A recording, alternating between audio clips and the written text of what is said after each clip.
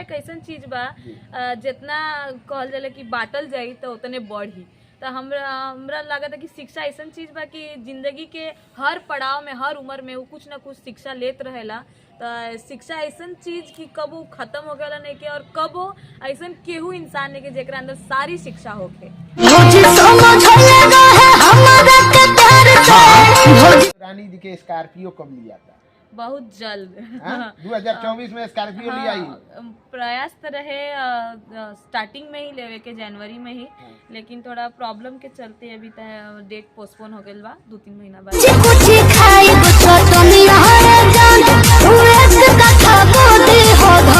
अभी 4 घंटा 5 घंटा के हम 35,000 रुपया लेना। अच्छा। और शूटिंग के अलग बा और अदर प्रोग्राम के अलग बा, हमारे मैनेजर देखेंगे।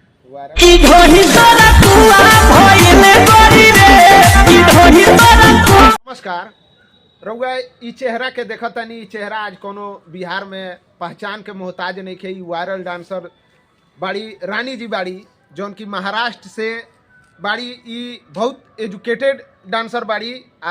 आई जानल जाए इनकरा से कि ऐसा का समस्या आ गई कि महाराष्ट्र छोड़ के बिहार में आके जौन नेम फेम होला, जौन लोग महाराष्ट्र में जाके हासिल करेला, उ नेम फेम इनकरा बिहार में हासिल भइल।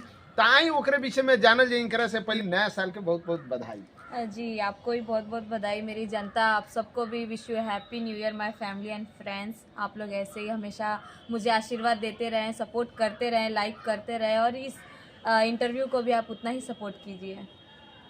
रउआ का कहें बिहार के जनता के, जौन रउआ ये जाके नाम के रउर फेमस जौन हो गई, मशहूर हो गई, ओकरा खातिर का कहें बिहार? पहले तो 2023 मेरा जो गुजरा है बहुत अच्छा गुजरा, क्योंकि आप लोग का ही आशीर्वाद सपोर्ट से मैं आज इतना आगे बढ़ पाई हूँ। नहीं तो मैं कुछ नहीं थी, कोई पहचानता नहीं था मुझे। तो रउआ लोग के ये कहल चाहें कि इतना प्यार देवे खातिर, सपोर्ट करे खातिर बहुत बहुत धन्यवाद। रउआ लोग यही हमरे के सपोर्ट करत रही, हम रउआ लोग खातिर कलाकारी नया से नया चीज लियावत रहे। 2023 में तो रानी के वीडियो मिलियन पर मिलियन धक्का धक गइल बावे। बस पब्लिक के सपोर्ट बा, प्यार बा, रउआ लोग के सपोर्ट बा। और का बा हमरा जिंदगी में? हमरा लागत है कि स्टारडम जे के पैसा दे के या अलग अलग काम करके पावेला, हमरा वो यही मिल गइल बा। तो हमरा उसे बड़ा भाग्य के कोनो चीज नहीं कि हम एक खातिर बहुत प्राउड फील करी ना। रानी के एजुकेशन कितना बावे? अभी हमारे एग्जाम होके वाला बा, लास्ट ईयर कंप्लीट हो जाए नेक्स्ट मंथ में। बीकॉम का ग्रेजुएशन कंप्लीट हो जाए। आई बात बीकॉम मतलब बीकॉम कई डांसर? हाँ जी रानी। हाँ जी। तब जैसे कि अभी खरवास चलता, खरवास में तो साटा उटा चलत हो लइके, तो ए टोला मोहल्ला के जोन लइका एजा बाड़े सन, ए लइकन सन के ट्यूशन व्यूशन करावे के काम काहे ना करे? ना ई देखी लोग अलग नजरिए से हमरा के देखे लगी, काहे से कि हम एक डांसर बानी। अच्छा, हम क्योंकि दरवाजे पे भी खड़ा होके हम तो एजे हमार पहचान बा एज अ डांसर। तो हमरा नहीं लागत कि लोग हमरा के उ दृष्टि से देखी, एगो शिक्षिका के रूप से देखी। उ लोग हमरा के अलगे रूप से देखी कि एगो डांसर भी यही का बच्चा लोग के सिखाई का संस्कार दी, मतलब गलत संस्कार। हाँ, काहे कि एजा मतलब स्टेज पर नाचे वाली नचनिया अलग अलग नाम से हमनी के छोटे छोटे बच्चा लोग बोलावेला लोग। तो हमरा नहीं लागत कि हम एज ट्यूशन दी। 1 महीना खरवास बे खातिर हम बहुत थैंकफुल बानी, काहे कि हमार पढ़ाई में कुछ ना कुछ हो जाता।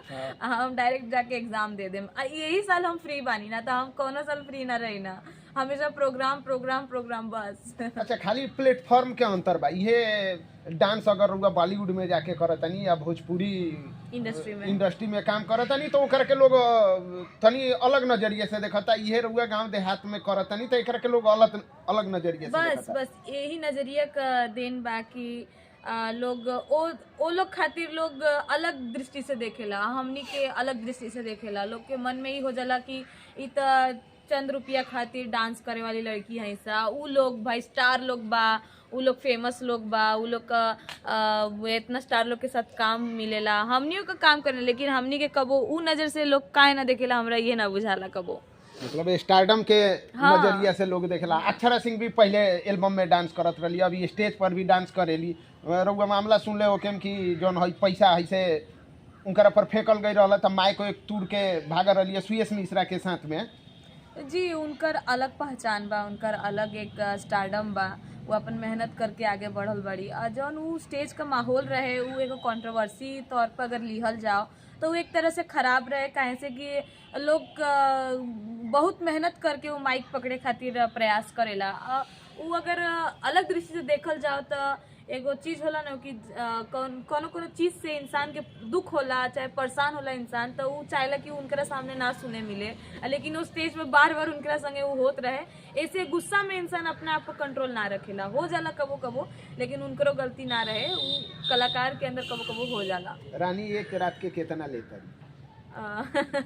ई तो बहुत जनता हमारे प्यार से बोलाई तो हम फ्री में चल जाए रउआ लोग खातिर। एमे का पैसा के कौन बात बा महाराज, रउए लोग ना इतना औदा देले बानी हमरा के, तो अब हम का पैसा लेके आए, रउआ लोग खातिर हम फ्री में आ जाए। तो वो एक रात के एक नाइट के कितना? अभी 4 घंटा 5 घंटा के हम 35,000 रुपया ले ना। अच्छा। और शूटिंग के अलग बा और अदर प्रोग्राम के अलग बा, हमारे मैनेजर देखेंगे।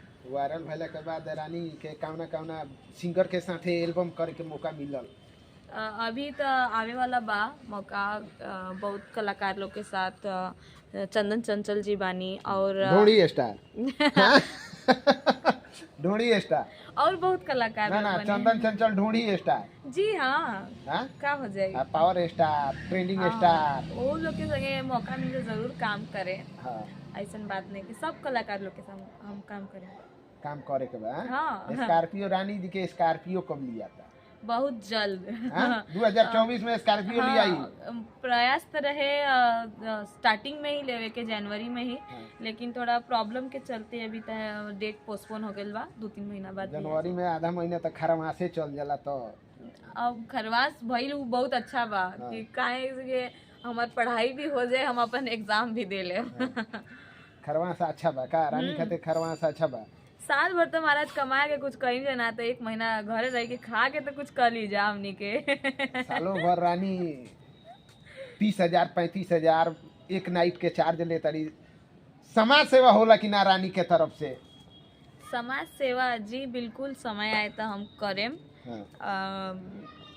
समाज सेवा जगह होला पब्लिक खातिर, चाहे स्कूल में डोनेशन खातिर, जौन हमरा से प्रयास, काहे कि हम जैसन एजुकेशन खातिर हम जितना प्रयास कैले बानी, तो हमार इहे मन रहे कि अगर केहू हमरा से हम अभी भी अगर कभी कभार जाते हैं कहीं, तो हम मेला हो चाहे रोड हो, हम जब छोटे छोटे बच्चे मेरे पास आते हैं भीख मांगने के लिए, हम उनसे बोलते हैं बाबू आप लोग पढ़ते हो, तो बोलते हैं नहीं चलो हम आपका एडमिशन करा देते हैं अपना तरफ। हाँ बिल्कुल, हम उनका पूरा खर्चा लेने के लिए तैयार हैं। उनका जो भी पढ़ाई का लगेगा, जो भी गरीब लड़कियां हैं चाहे छोटे बच्चे हैं, उनको आप जो मतलब उनकी जो व्यवस्था है अच्छी नहीं है, तो हम उनको पूरा प्रयास करेंगे समाज सेवा करने का। लेकिन ऐसा कुछ नहीं है पॉलिटिकल मुझे करना नहीं है, ना मुझे ना, ये तो उसके लिए फेम नहीं चाहिए, ना मुझे वायरल चाहिए ना भाई, लेगो समाज सेवा के तौर पे वो मेरा एक अलग चलता है, मैं अपने में उसको रखती हूँ। अपने कुछ लोगों के आज पहली बार इंटरव्यू में बोलूँ, नहीं तो मैं अक्सर जवाब भी नहीं देती हूँ ये चीज का। ना जब रानी बीकॉम कैले बाड़ी तब आगे भी